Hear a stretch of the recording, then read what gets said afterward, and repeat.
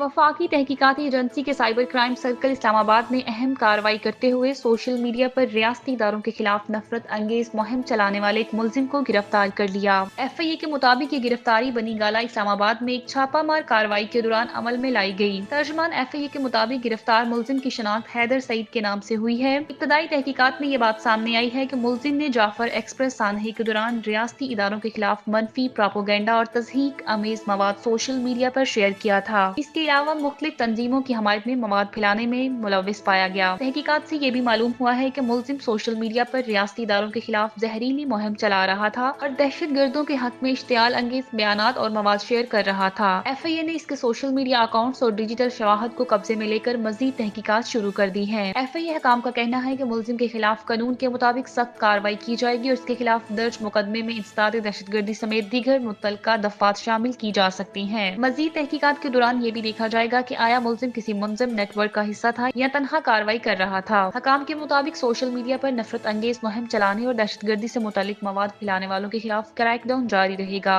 ऐसे अनासर को कानून के मुताबिक सख्त से सख्त सजा दी जाएगी।